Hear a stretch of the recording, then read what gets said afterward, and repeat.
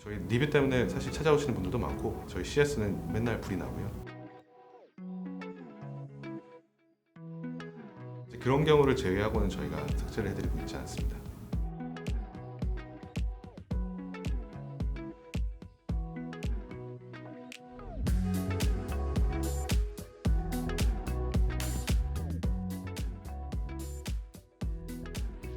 이취직 선배라고 할 수 있을 것 같습니다.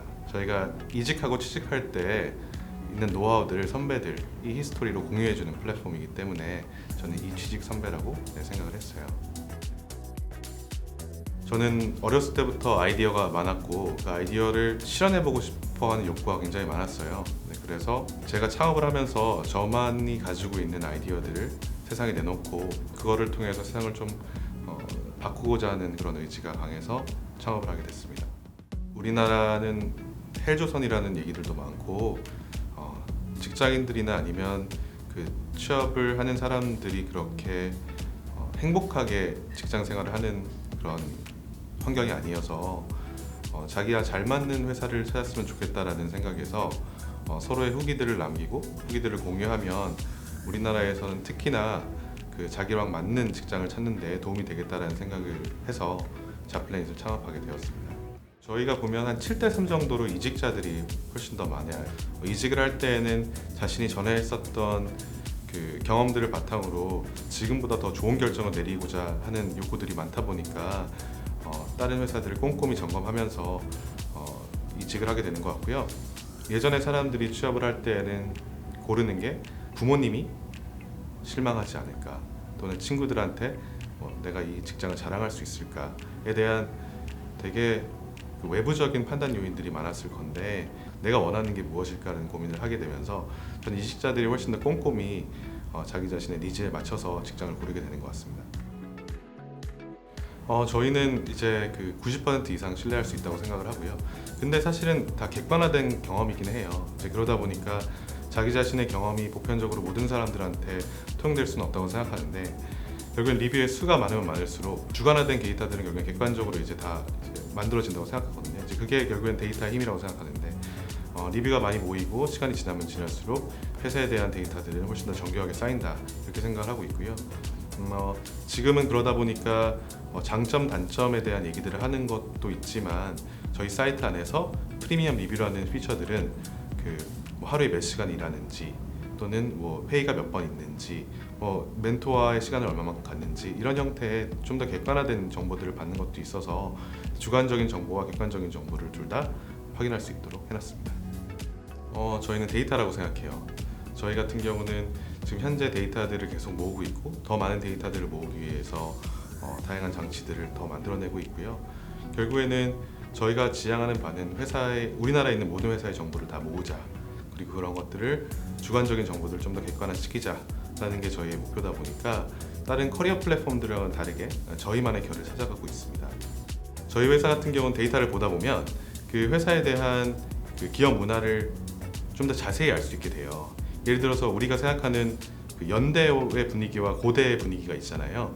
이제 그런 식으로 사람들이 계속 데이터들을 들여다보면 연대랑 비슷한 회사와 고대랑 비슷한 회사들이 나눠지는 형태가 있거든요. 그래서 좀 더 우리나라의 그 전통적인 회사와 좀 더 외국계 계열의 회사들이 나눠지는데 그러면서 고무적으로 생각하는 것들은 저희 사이트를 통해서 좀 더 데이터들을 객관적으로 쌓으다 보면 그 회사의 문화를 간접 체험을 할 수 있겠구나라는 생각이 들긴 합니다. 저희는 사실 일차적으로 삭제를 하지 않습니다. 삭제를 하지 않는데 저희가 굳이 삭제를 해야 될 수밖에 없는 상황들이 오면 그런 것들은 기업에서 저희한테 팩트 체크를 다 해주는 경우예요. 그래서 예를 들어서 뭐 연봉을 자기들이 얼마 정도를 그 연봉 자체가 너무 낮게 책정이 되어 있는데 급여 대장을 다 주시고 그리고 자기가 그 통장 이체한 내역까지 주시면서 저희는 이렇게 이체한 적이 없습니다라고 해서 전직원 주시는 경우들이 있으세요. 그런 경우는 저희가 삭제를 해드리고 있습니다. 또는 그 노동법에 의거해서 또는 정보통신법에 의거해서 자기들이 한 것들을 저희한테 팩트 체크를 해주실 때는 저희가 삭제를 해드리고 있는데요. 이제 그런 경우를 제외하고는 저희가 삭제를 해드리고 있지 않습니다. 그리고 또 하나가 있는데 저희가 어쩔 수 없이 삭제할 수밖에 없는 상황들이 있어요. 그런 상황들은 리뷰에 그 상사의 이름을 적거나 또는 동료의 이름을 적으면 대표이사는 괜찮습니다. 대표이사는 공인이기 때문에 괜찮은데 동료의 이름들은 명예훼손이 되기 때문에 저희 쪽에서는 삭제할 수밖에 없습니다. 저희 리뷰 때문에 사실 찾아오시는 분들도 많고, 네, 저희 CS는 맨날 불이 나고요. 그렇지만 네, 제 생각엔 긍정적인 변화라고 생각합니다. 저희는 훨씬 더 많은 회사의 데이터들을 더 다양하게 받고 싶어요. 그래서 지금 가지고 있는 정보들은 저희는 사실 부족하다고 생각하고, 이 회사를 판단할 때 있어서 더 많은 정보를 가지고 판단했으면 좋겠다는 생각이 있어서 지금 플랫폼들은 대부분 다 더 많은 정보를 어떻게 하면 얻을 수 있을 것인가에 대한 고민을 가지고 계속 만들고 있습니다. 그래서 저희의 숙제는 당연히 뭐 저희 플랫폼 자체가 뭐 사람들이 여기는 불평 있는 사람들만 써, 여기는 사람들이 좀 더 네거티브해라고 얘기를 할 수 있겠지만 사실 저희 플랫폼을 자세히 들여다보면 그렇진 않거든요. 보면 좋은 리뷰들과 안 좋은 리뷰들이 어느 정도 적정히 밸런스를 맞춰서 가져가고 있는데, 이제 그 사람들은 당연히 좋은 리뷰들은 당연한 거라고 생각하고 안 좋은 리뷰들을 훨씬 더 임팩트 있게 생각하고 그런 걸 읽다 보니까 이제 그런 생각을 가지시는 것 같아요. 그래서 저희는 중요한 거는 더 좋은 정보들을 지속적으로 많이 보고 그 규모를 크게 하면 그 규모가 결국에는 객관화의 지표가 된다라고 생각하기 때문에 더 많은 리뷰를, 더 많은 정보들을 받는 게 저희 가장 필요한 숙제라고 생각합니다. 제일 중요한 평판 관리 중에 하나는 직원들한테 잘해주면 됩니다.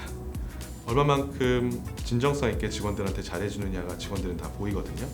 그래서 평판 관리의 가장 중요한 거는 내부 평판이라고 생각해요. 그래서 내부적으로 얼마만큼 경영자들이 잘해주느냐가 외부적으로 자연스럽게 드러나게 됩니다. 근데 만약에 회사에서 내부적으로 잘해주지 않고 외부에서만 엄청나게 좋다고 계속 떠들게 되면 거기에 들어온 사람들이 당연히 실망할 수밖에 없게 돼요. 사실은 혜택을 주는 것보다는 진정성 있게 잘해주는 게 외부 평판 관리의 가장 기본이라고 생각합니다. 자기 자신이 뭘 원하는지 알아야 돼요. 그래서 뭐 예를 들어서 어떤 회사는 되게 군대 문화가 심하다라고 하는데, 군대 문화가 심한 거를 좋아하는 사람도 있거든요. 결국에는 수식적인 분위기를 수평적인 분위기보다 훨씬 더 좋아하는 사람이 있고, 또는 수평적인 분위기를 수식적인 분위기보다 더 좋아하는 사람이 있고, 이런 것들은 개인 취향이지 결국에는 그게 회사에서 드러난 일이 아니라서, 결국엔 내가 원하는 회사는 어떤 환경일까, 어떤 환경이 나한테 가장 맞을까, 거기에 대한 고민들을 먼저 하는 게 중요하고요. 이제 그 이후에 뭐 예를 들어서 나는 팀에서 좀 더 주도적인 역할을 하고 싶다, 나는 서포트적인 역할을 하고 싶다, 이런 것들은 다 개인 성향이기 때문에 제 개인 성향을 확실히 파악하는 게 굉장히 중요합니다. 그리고 사람들이 대부분 다 보편화되어 있는 좋은 회사라고 생각하는 것들이 다 좋은 회사라고 생각하는데 사실 그렇진 않아요. 그래서 자기랑 잘 맞는 회사를 찾기 위해서는 사실 자기가 무엇을 원하는지 확실히 알아야지만 그것을 잘 적응할 수 있을 거라고 생각합니다. 저희는 수익적인 분위기와 수평적인 분위기가 둘 다 있는데요. 결정을 내리는 사람은 수직적으로 결정을 내려야 된다고 생각하는데, 그 사람이 결정을 내리기까지 수평적인 문화에서 그 사람이 이상한 결정을 내리지 않도록 그 의견을 많이 줘야 된다고 생각해요. 그래서 의견을 내는 것은 수평적이지만 결국에는 결정하는 부분들은 수직적으로 하고 있습니다. 그래서 저희가 언제나 얘기하는 거는 PM들이나 아니면 저희가 안 좋은 결정을 내리지 않게 하기 위해서 동료들이 무조건 도와줘야 된다라는 게 저희의 중요한 회의할 때 포인트입니다. 가장 좋은 복지란 저는 동료라고 생각해요. 회사에서 당연히 연봉이라든지 이런 것들도 굉장히 좋은 복지가 될 수 있을 거라고 생각하고, 이제 그 부분 당연히 기본적으로 맞춰줘야 된다고 생각하지만, 서로 신뢰할 수 있는 동료들이 있고 실력이 좋은 동료들이 있을 때 커리어적으로는 가장 크게 성장한다고 생각하거든요. 회사라는 것 자체가 결국에는 사람들이 모여있는 공간이다 보니까 그 공간 안에서 얼마만큼 훌륭한 사람들을 같이 채우느냐, 이게 저는 회사에서 가장 큰 복지라고 생각합니다. 저희는 예전부터 계속 그런 목표를 가지고 있는데 21년 목표는 똑같이 어떻게 하면 더 많은 정보를 모을 수 있을 것인가, 그리고 어떻게 하면 더 그 정보들을 가지고 새로운 데이터들을 계속 뽑아낼 수 있을 것인가를 고민을 하고 있고요. 2021년 같은 경우는 저희한테는 이 사람한테 맞는 회사는 어디일까를 좀 풀어나가려고 지금 데이터를 계속 보고 있어요. 그러다 보니 저희가 회사를 좀 더 객관화시키고 이 사람이 원하는 것들을 객관화시켜서 회사를 잘 매칭시켰으면 좋겠다, 그리고 그 회사들의 캐릭터들을 잘 뽑아냈으면 좋겠다, 이런 생각들을 하고 있습니다. 취업은 오래 걸리더라도 자기한테 맞는 회사를 가는 게 굉장히 중요하다고 생각하고요. 사실 조급할 수도 있고 사람이 힘들 수도 있는데 그 한 번의 결정이 자기 자신의 뭐 적게는 2, 3년, 많게는 5년, 10년의 인생을 이제 좌지우지하다 보니까 그 결정이 조급한 결정보다는 현명한 결정을 내렸으면 좋겠고요. 그래서 많은 정보들을 가지고 이 회사가 아니더라도 충분히 다른 회사에 할 수도 있고, 그렇지만 그 판단 자체가 좀 너무 성급한 판단이 아니었으면 좋겠습니다. 그리고 충분히 제 생각에서는 경기가 좋아지면서 채용이 열릴 거라고 생각합니다. 조금만 기다리세요.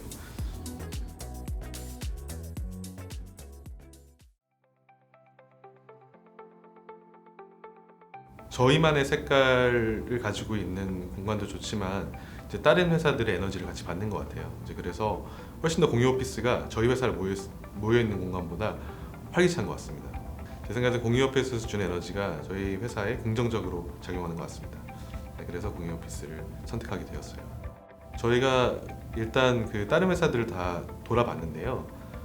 스파크 플러스랑 지금 이 지점이랑 저희가 맞는 게 몇 가지가 있었어요. 첫 번째가 저희가 일반적으로 있는 엘리베이터 문제를 저희 이제 이곳에서 해결을 해줬고, 여기는 에스컬레이터를 왔다 갔다 할 수 있어서 저희 입장으로서는 굉장히 편하게 왔다 갔다 할 수 있는 게 좋았고요. 두 번째로는 저희가 원했던 그 공유 공간이 몇 가지가 있었었는데, 첫 번째 공유 공간은 저희가 사람들끼리 대화할 수 있는 공간들이 많았으면 좋겠다 이런 생각이었고, 두 번째로는 저희가 쉴 수 있는 공간들이 좀 있었으면 좋겠다는 생각이었는데, 그 두 가지를 스파크 플러스가 잘 채워줘서 저희가 이 공간으로 이제 이동을 하게 되었습니다. 저희는 이제 엘리베이터와 그리고 또 사람들끼리 대화할 수 있는 공간들, 이게 저희한테는 가장 큰 메리트였다고 생각하고요. 그리고 스파크 플러스가 주는 되게 밝은 느낌이 있어서 그 밝은 느낌 때문에도 저희는 굉장히 큰 가산점을 드릴 수 있을 것 같습니다. 이 편한 공간, 이는 약간 인터넷 쪽에서 오시는 스타트업들이 편하게 사용할 수 있는 그런 사무실이라고 생각해서 이 편한 공간이라고 생각했습니다. 이의 자플래닛을 꿈꾸는 것보다는 자기 자신의 사업을 해야겠는데, 제 생각에서는 자기가 원하는 것보다는 모든 사람들한테 이득이 가고 원할 수 있는 거를, 사람들이 원하는 걸 하면 어느 순간 그 사람들이 알아봐 줄 거라고 생각합니다. 그래서 스스로의 목표는 좀 더 추상적으로 잡고 사람들이 원하는 것들은 훨씬 더 디테일하게 잡아서 두 가지를 잘 매칭시키면 제 생각에서는 좋은 제품이 나오지 않을까라는 생각을 하고 있습니다. 저는 스타트업이 가장 갖춰야 될 부분들은 당연히 인력적으로서 좋은 사람들을 갖추는 게 이제 첫 번째라고 생각하고요. 자기가 마음이 맞는 그런 사람들을 갖추는 게 첫 번째라고 생각하고, 그리고 두 번째는 명확한 목표가 있어야 되고요. 세 번째로는 목표에 따른 우선순위를 굉장히 잘 정해야 된다고 생각해요.